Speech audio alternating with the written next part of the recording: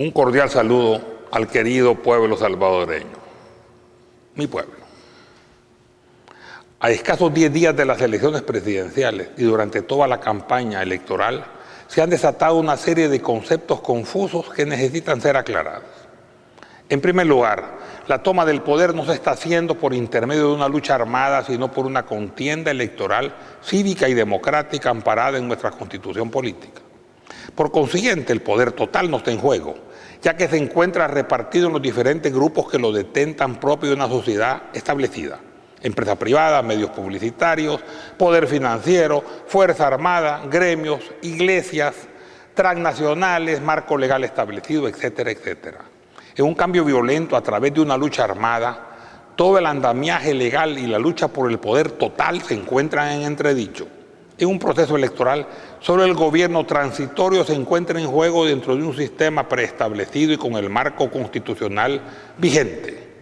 Todo sistema tiene sus cláusulas de salvaguarda y nuestro sistema constitucional vigente, producto de los acuerdos de paz, tiene un sistema de protección adicional, ya que un acuerdo de paz conlleva el deseo no solo de finalizar un conflicto armado, sino también el permitir la formación de partidos políticos de todas las ideologías siempre y cuando acepten el proceso democrático, con el fin de evitar futuros conflictos bélicos.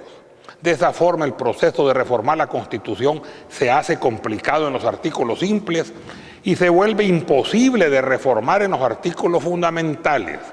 No se puede tener mayor garantía constitucional. En efecto, el artículo 248 de nuestra Constitución política establece: la reforma de esta Constitución podrá acordarse por la Asamblea Legislativa con el voto de la mitad más uno de los diputados electos. Para que la reforma pueda decretarse luego, deberá ser ratificado por la siguiente Asamblea Legislativa con el voto de los 2/3 de los diputados electos. De acuerdo a los resultados de las elecciones legislativas de enero de 2009, la izquierda tiene vedado incluso de proponer un cambio constitucional de un artículo al no disponer ni siquiera de la mayoría simple. E independientemente de los resultados de las próximas elecciones legislativas del 2012, le sería imposible cambiar un simple artículo constitucional en el actual periodo presidencial 2009-2014. Además, dado el sistema proporcional de resultados y la asignación por residuos, y no disponiendo de otro partido cuantitativo de izquierda que le sume un apreciable número de diputados, sería prácticamente imposible lograr la mayoría absoluta de la Asamblea, ya que necesitaría ganar una elección con más del 80% de los votos. El balance legislativo de la Asamblea le es desfavorable al FMLN, aún siendo la mayor fuerza legislativa, y necesitaría el apoyo de la derecha para poder gobernar y de toda la derecha, incluyendo Arena, para lograr una reforma constitucional.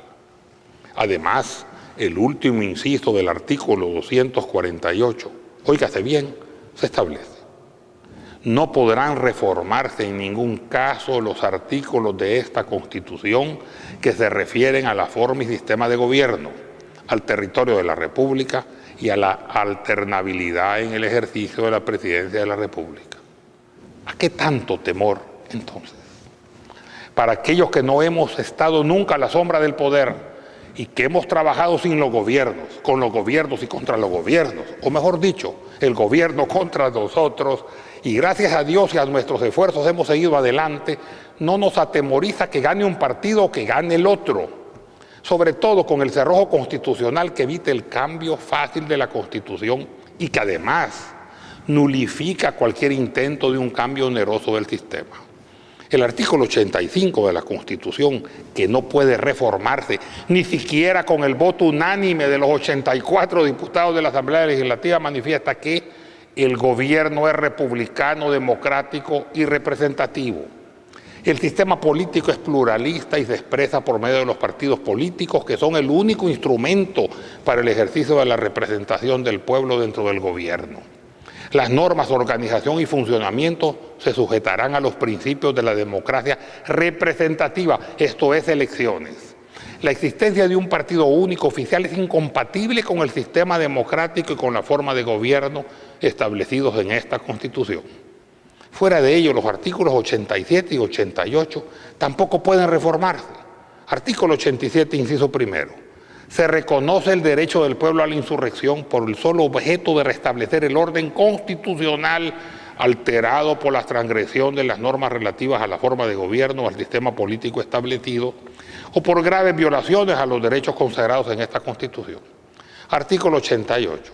La alternabilidad en el ejercicio de la presidencia de la República es indispensable para el mantenimiento de la forma de gobierno y sistema político establecido.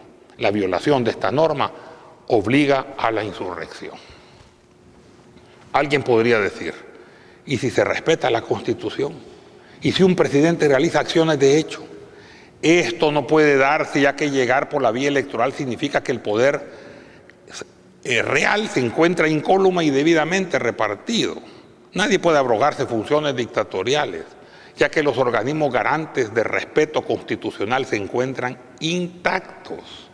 Un funcionario que así lo haga, lejos de aumentar su poder o perpetuarse en él, conseguiría lo contrario, incluso el ser depuesto y desprestigiado.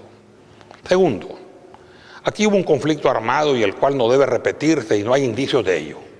La existencia de grupos políticos armados solo demostraría la ineficiencia de los cuerpos de seguridad o del Ministerio de Seguridad por permitirlo. Yo considero que no los hay. Todo análisis del tiempo de la guerra, sacándolo de contexto y trayéndolo al momento presente, donde impera la paz y se celebran procesos electorales democráticos, es incrementar la confusión y confundir los términos. Esto es necesario aclarar y también otros conceptos.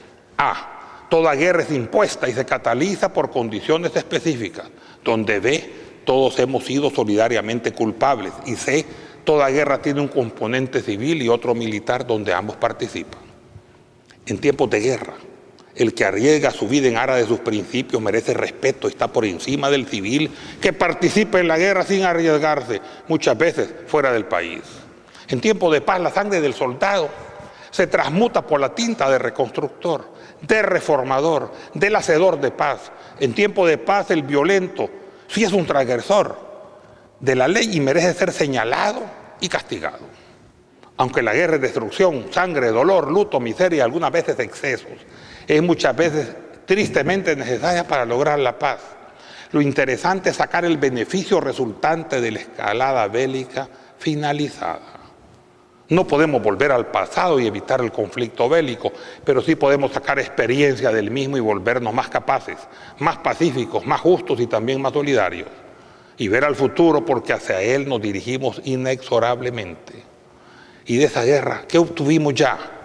Los acuerdos de paz, la instalación de nuestro sistema democrático, la libre expresión de las ideas, al menos en una libertad no vista nunca antes, la participación de las diferentes ideologías en la contienda electoral sin ninguna limitación que perjudique la inclinación popular, siempre y cuando los partidos contendientes acepten la democracia participativa y la Constitución de la República, elecciones libres, asamblea multipartidista, etcétera, etcétera.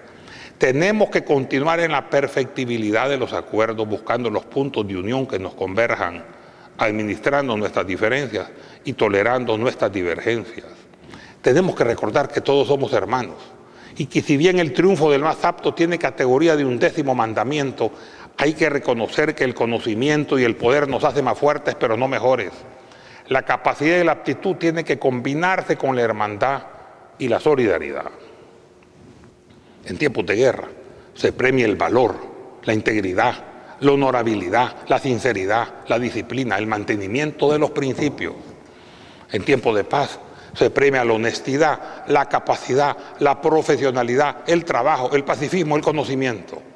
Hay que criticar el comportamiento de cada quien en los diferentes escenarios sin confundirlo. Este procedimiento de criticar las acciones militares de la guerra, analizándolas desde una perspectiva de paz al finalizar el conflicto bélico, es injusto y generalmente es esgrimido por los políticos civiles que participaron en la guerra, pero no se involucraron militarmente en ella y tampoco arriesgaron su pellejo. En el próximo programa continuaremos este tema si Dios nos lo permite. Muchas gracias.